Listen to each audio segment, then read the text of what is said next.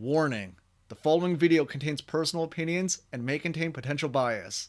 Anyone sensitive to someone else's opinion may want to turn away now. But thanks for watching anyways.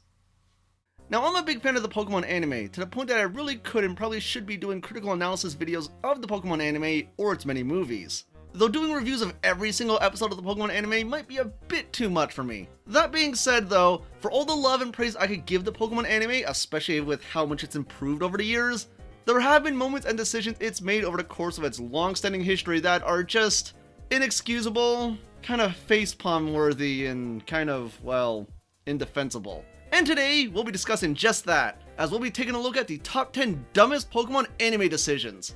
Now, every single bit of this is incredibly subjective and is coming purely from a writing standpoint. And while some of these fumbles have been rectified, others haven't, and we'll be discussing those as we come to them. So, without that much else to go into, let's hop right to it. So welcome everyone to the Silver League's top 10 dumbest Pokemon anime decisions. Number 10. Ash giving away Primeape. Alright, we're starting out with a softball here because things are going to get pretty ranty from here on forward. This one just kind of always irked me. Season 1 Ash was notorious for giving away his Pokemon, but this one, even as a kid, I felt kind of just frustrated at. Because the episode where Ash initially got Primeape was actually quite good, and in fact is one of my personal favorites. Plus it was an interesting quirk to have a Pokemon that didn't listen to Ash, though lo and behold, this would end up becoming a plot point later on in the series with Charizard. But with Primeape, we have an episode where Ash enters what is effectively a Pokemon boxing tournament, and eventually through the power of friendship and teamwork, they come out victorious. And then with that, Ash and Primeape finally become friends. And then the character of the week that Ash and friends met in this episode, who encouraged them to enter the boxing tournament, comes up to Ash and asks if he can take the Primeape and train it to become the next biggest champion. And Ash agrees. Ash, you're the trainer! Train your Pokemon! That was always the biggest complaint people had about you, and here you are, giving away a Pokemon who you've earned the respect of to a guy you've met only today! What? This annoys me just because what was the point in getting Primeape in the first place? To have a boxing episode that was effectively a filler episode? I don't get it! It's annoying, and he never got the Primeape back, and it's really just one of those decisions that just really baffle me. But I suppose that was a weird quirk of the pre-Porygon episodes. Because after that, Ash doesn't quite give away his Pokemon as routinely, but when he does, it's still, you know, kind of bothersome.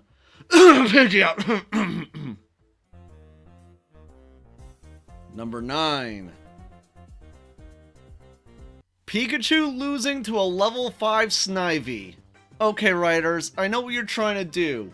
You're trying to show off the imposing power of this rival. I get that. And I also understand that levels don't always apply to the Pokemon anime, even though there was an episode in the original anime that outright mentioned levels, but it never really explained how it works in context to the whole Pokemon training thing.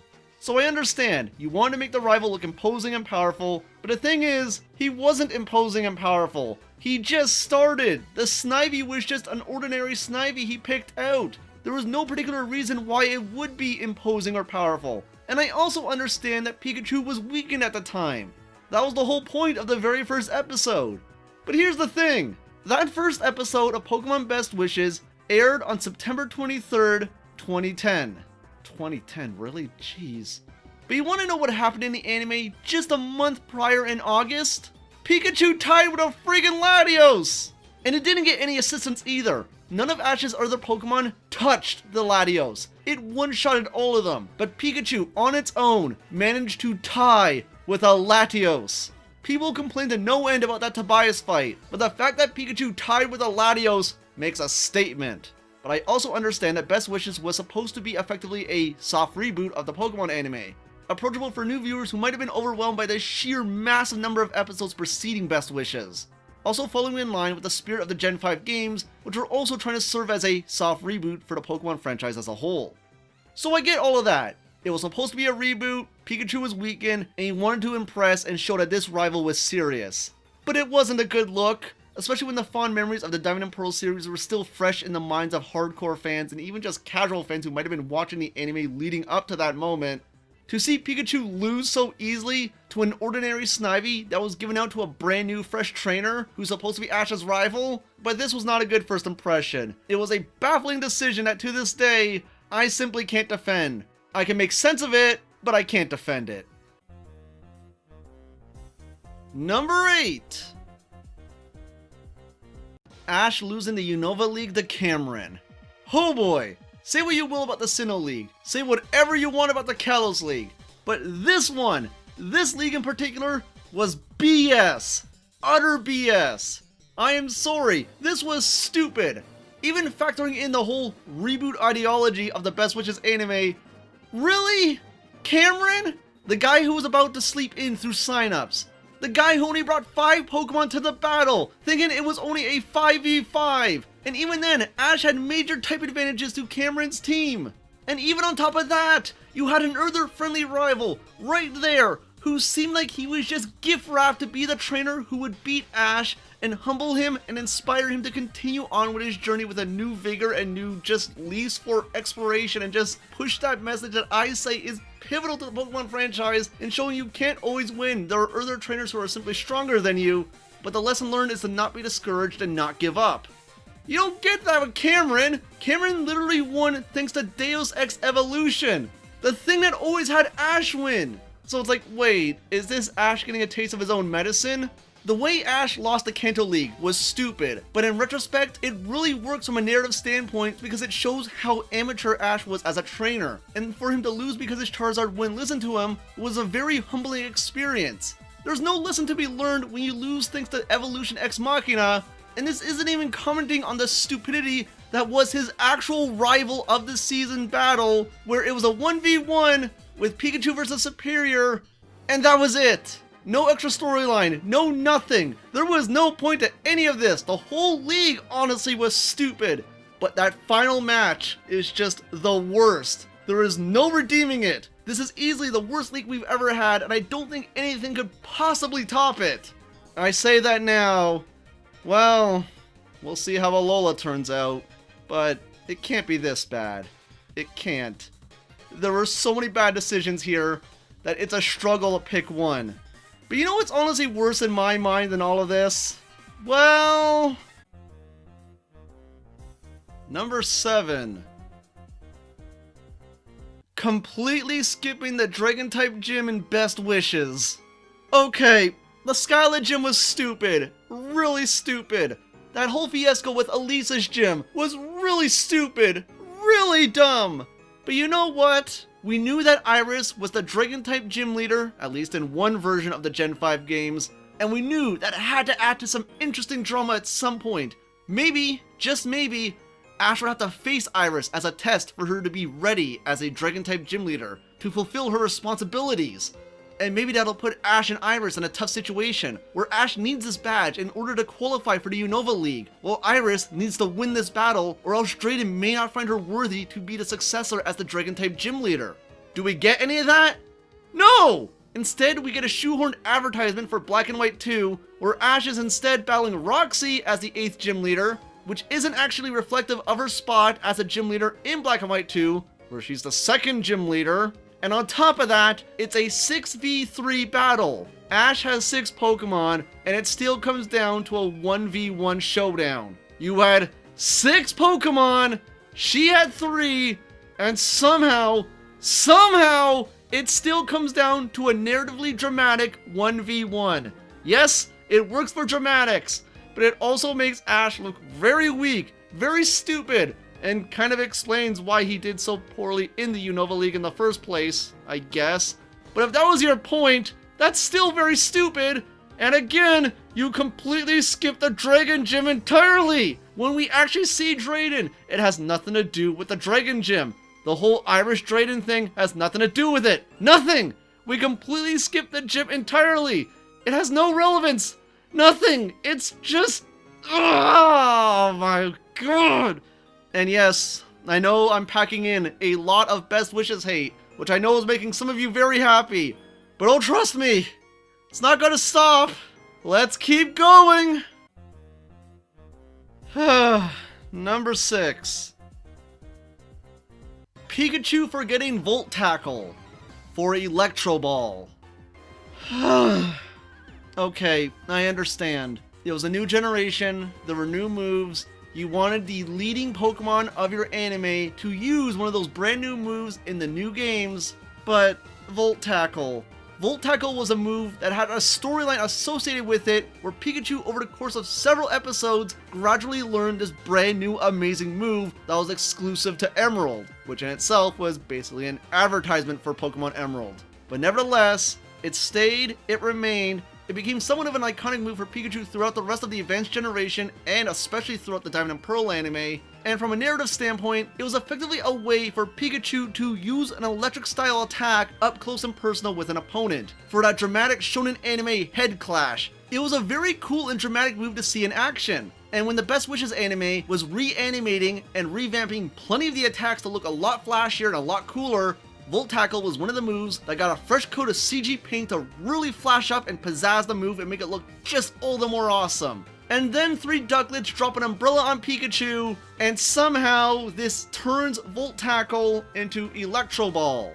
All that effort for that new animation tossed out the window in favor of another projectile style attack that, as far as the context of the anime is concerned, served the exact same purpose as Thunderbolt, where it was a move that Pikachu would fling at the bad guys, would hit them, cause an explosion, or just, send them flying or defeated. There was opportunities where Electro Ball could have been used for more dramatic effect, could have been used to at least distinguish it somehow from Thunderbolt, but very rarely did this happen. Occasionally you could have Pikachu doing a cool spin where it would slap the Electro Ball, which in itself was pretty alright. But from a narrative standpoint, it didn't really change anything, and the dynamics of how it functioned in conjunction with Thunderbolt was pretty interchangeable. And thank Arceus that all these years later, it would be rectified with Pikachu forgetting Electro Ball in favor of Electro Web. Now, I know that doesn't really make much sense either, and coincidentally, the way Pikachu learned it was actually quite similar in nature to how he ended up learning Electro Ball in the first place, in that he had something clamped down on top of him, and that would in turn turn the move into something else. But you know what? Electro Web actually gives Pikachu a pretty good tech move, so now we have a long-range electric attack, a speedy priority attack, and a good physical attack that pretty much serves as Pikachu punching things, with that being Iron Tail. So while this was one of the most rage-inducing decisions they've ever done, they did at least in some way apologize for it. But that being said, there are some other Pokemon who have had their movesets shifted around over the years, and not for the better. Number 5. Charizard for getting Seismic Toss. Oh my god, Best Wishes, why do you keep doing this? I'm not hating on Best Wishes just because I feel like hating on it. But dear god, you brought back Charizard. I get it. Nostalgia baiting. It's a thing you've been doing for way too goddamn long now. But you bring back Charizard, a fan favorite across several generations. A Pokemon who ended up serving Ash quite awesomely throughout the Battle Frontier saga. You finally bring him back. And what do? You have him forget his most iconic move. Seismic Toss was a move used so much throughout the Pokemon anime. It was responsible for so many of Charizard's most iconic moments, for so many of Ash's most important wins. The battle with Blaine, the battle with Claire, the battle with Gary. This move that had its own silly animation where it would have Charizard spinning around the earth and would end up being reflected in the games, and you just get rid of it! In favor of what? Dragon Tail? Wing Attack?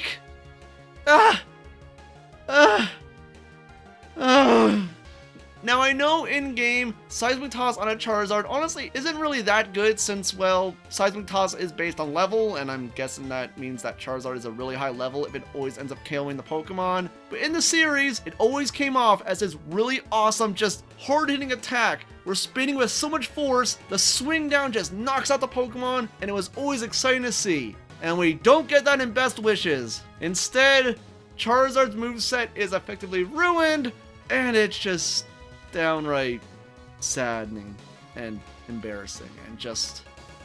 Why?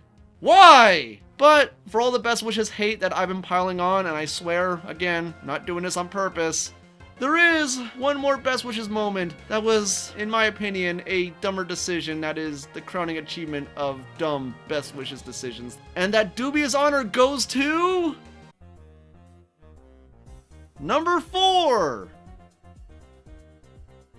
Meowth pretending to be a good guy with no lasting impact. Now, even though I've dedicated literally half this list to pretty much bashing on Best Wishes, Best Wishes did have a lot of good things going for it.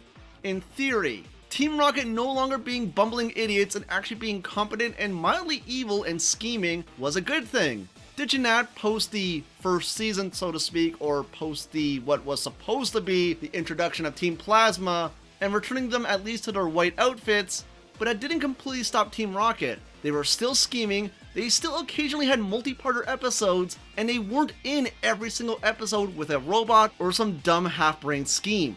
And one of these, in theory, really interesting multi-parter schemes was a small mini-saga where Meowth seemingly had amnesia and pretty much joined our main cast as a good guy. This was legitimately interesting. It was different. It was a mild shake-up to the dynamics that was actually quite intriguing to see. Now, it is eventually revealed that Meowth was faking it the whole time, all in a scheme to, well, capture all of Ash and Friends' Pokemon, along with many others, which in itself was somewhat of a letdown that, well, that's all it boiled down to? Well, alright. Again, it was an interesting multi-parter, but the biggest disappointment and the worst decision out of all of it was there was no lasting impact. There was very, very mild implications at the end of the multi-parter, but pretty much after this, it's never brought up, it's never a lingering plot point, and at no point ever does it actually factor in future episodes. The fact that they would go through all this effort to make this interesting setup, with Ash and Friends actually becoming friends and trusting Meowth, only to have it never affect anything and never be brought up ever again, is sorely disappointing. At no point does he ever consider the good times he had with them, at no point does he think back upon it, at no point do they think back upon it, and at no point is it ever actually used as a plot point for whether or not maybe Meowth will want to turn good. Nope, nothing. Just dropped like any other plot point. And this is something that happened a lot in Best Wishes, where interesting ideas are brought up, new things are presented, and they're pretty much dropped and never utilized again. And it was always disappointing each and every time. But this is a plot point that always stuck out to me as one of the worst aspects of Best Wishes, where you had a storyline right there, and you did nothing with it. And to me, it is honestly the most disappointing aspect of Best Wishes, because it's something that I could easily see Pokemon Sun and Moon doing, but I suppose we'll have to wait and see on that one. So, with all the dumb decisions that Best Wishes has done out of my system, what could possibly be worse that wasn't from Best Wishes? Well, putting my nostalgia glasses off for a second, what we have next is... Number 3. 52 episodes between the 7th and 8th badges in the Diamond and Pearl anime. I love Generation 4. A lot of people love the Diamond and Pearl anime. Generally speaking, a lot of people hold it up as one of the best points of the Pokemon anime period. And for many, it's where the anime peaked. That being said, I don't know if people quite remember just how bad the filler was throughout Diamond and Pearl. When it was a plot-centric episode, it was stellar. It was amazing. Everything with Paul, everything with the gyms, everything with stuff like Counter Shield, all of that stuff, amazing. How many of you remember it took 38 episodes to get from the 7th badge to the first attempt at the 8th badge?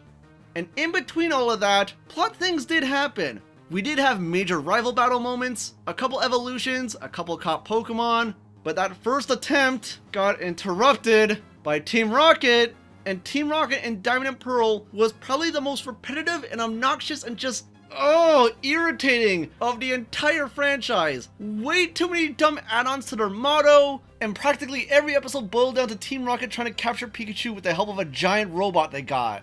It was tiresome, it was annoying, and for them, after such a long wait, to interrupt the 8th gym battle with their own dumb plot nonsense again was pretty irritating. And was the next episode the second attempt? No, it wasn't. We had to wait 12 more episodes for the second attempt. And again, it is worth noting that plot things did happen within these 12 episodes. Pretty much the finale to Dawn's storyline. And then we get the second attempt. So to give perspective, of the 52 episodes between those two badges, 23 of them are arguably not filler. These are episodes where either someone catches a new Pokemon, a rival battle happens, a big competition happens, something relevant happening. Less than half of the 52 episodes is considered something that you should actually watch if you want to get the full Diamond and Pearl experience while trying to trim out as much filler as possible. And the fact that we had to wait 3 months! 3 months for the second attempt after 38 episodes is just... I legitimately think we could have had the 8th gym battle and then have Dawn's storyline be wrapped up and then go into the Pokemon League. Because literally 2 episodes after Ash acquires the 8th badge, we're at the Pokemon League. Which I suppose is accurate to how long it takes to get to the Pokemon League in the games. It's just a pity we had to literally go through a year of episodes between these 2 badges. Well, Diamond and Pearl was notorious for filler, because there's still 2 more things that I feel were dumber than this. And next up... Number 2. Jessie's entire Pokemon coordinator / performer career. Initially, this list was going to be the top 10 Pokemon anime betrayals. But then upon doing some research of the origins of the top 10 anime betrayals meme, I felt like, well, it might get the wrong message across. But this was going to be number 1, because dear God, is this a betrayal to Jessie as a character? But from a writing standpoint, this was just a weird and baffling and kind of dumb decision. Mainly because, well, Jessie deserves so much better. Throughout Advanced Generation, Diamond and Pearl, and especially in X and Y, her performances were simply lovely. They were amazing. They were thematically relevant to her character, to her Pokemon. They just worked so much better than all of the contemporaries she was up against, especially most of our main protagonists. I'm sorry, Serena's performances sucked compared to Jessie. Jessie's Pokemon, thanks to them being all the more creepy and ghoulish Pokemon due to them being the bad guys, actually lended itself to her Pokemon being very thematically similar and appropriate. Her Jack and the Beanstalk Halloween-inspired performance is just amazing! In Diamond and Pearl, I admit, her coordinator performances weren't as strong, just because her Pokemon were thematically more of a mixed bag, but still, she always had strong performances, and somehow she's always depicted as the loser who was never destined to win. And that's just not fair. Honestly, she should have been a proper rival to the Pokegals that Ash was traveling with, who was doing many of these performances. She sort of was, but she was never the rival who was the finalist. And that being said, each and every time the Pokegal would lose, and the other one would be crowned the winner. Wouldn't it be nice for Jessie to win, to get that acknowledgement? Then, I don't know, her disguise falls and maybe she's exposed as a member of Team Rocket, and as a result she can't claim her earned victory because, well, she's technically a criminal?